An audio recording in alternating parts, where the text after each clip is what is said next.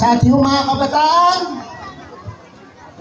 sa ating pong PHMI, na po sila, lagi po nakasuporta.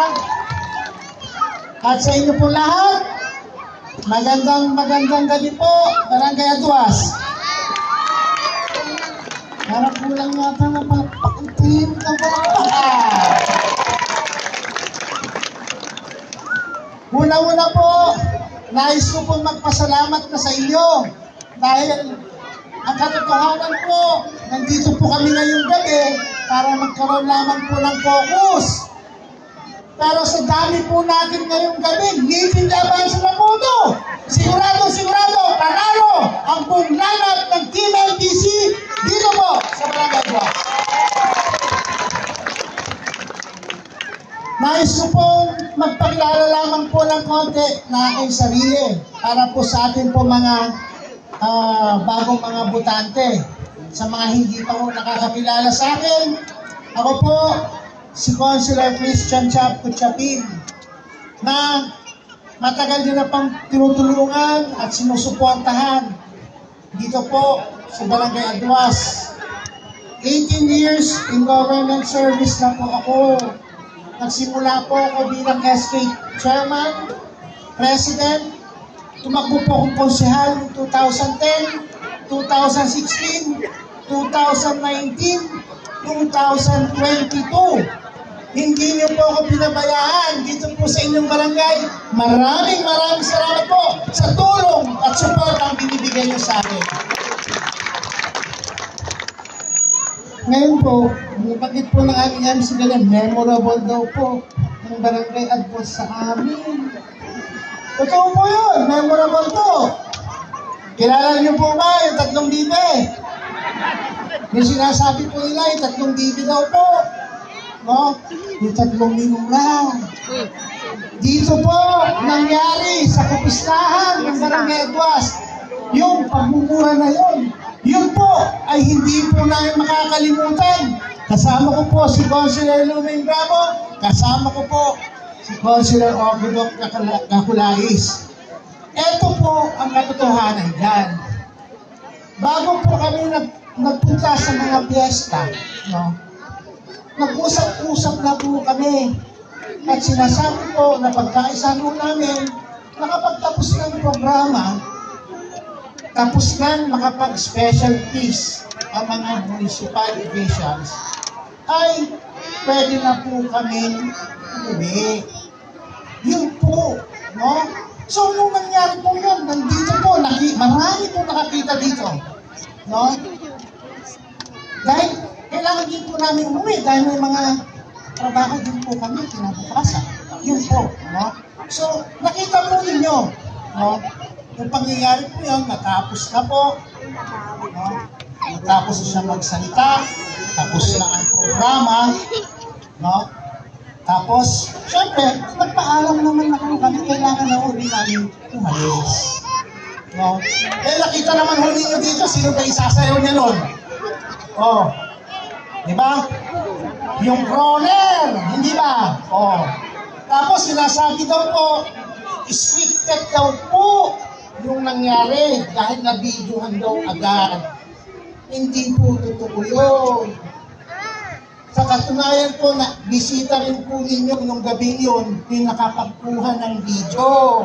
No. Kaya sana po, ayan, nakita nyo, minura po kami. Kami po namura na gawa niya po sa amin. We are also elected officials of this municipality. No? Kung ikaw ay totoong leader na nagmamalasakit, iintindihin mo ang sitwasyon, pananawakin mo ang pag-iintindi. Di ba? Tama mo!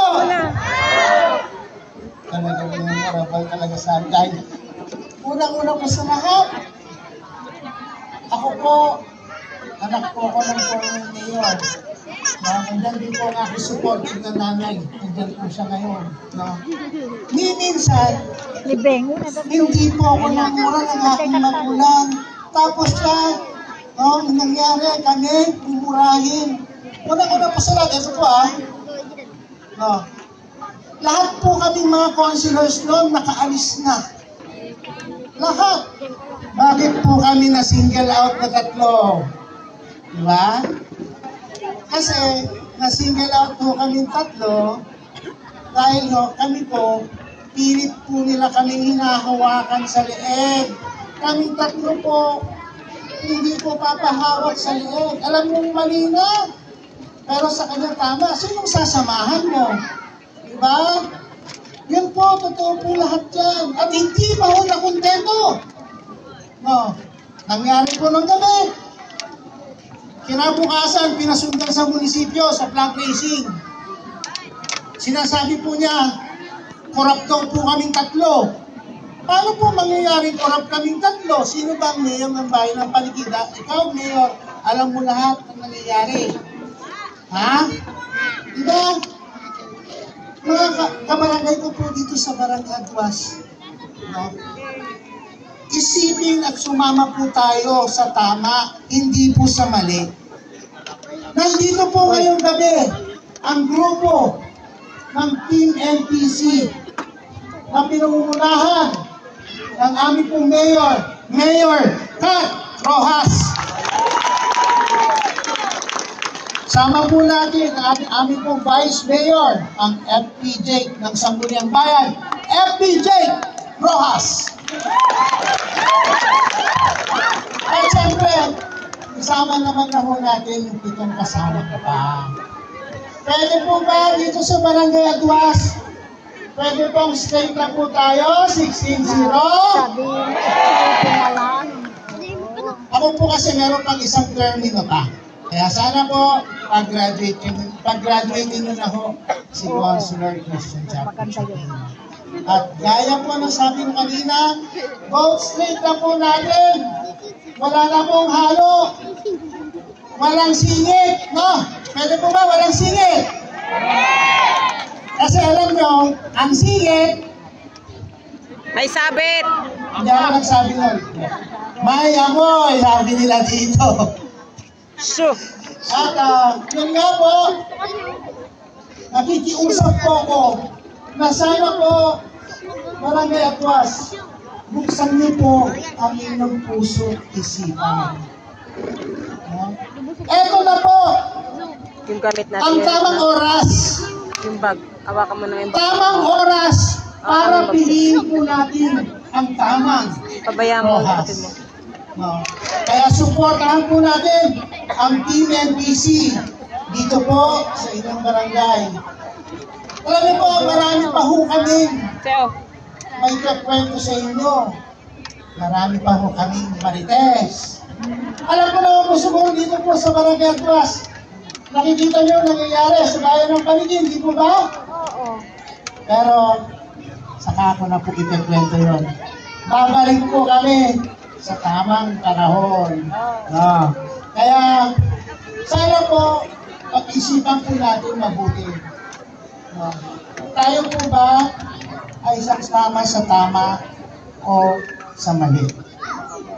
Yan po ang konting mensahe na nais ko po iwanan sa inyo para pag-isipan nyo ng mabuti.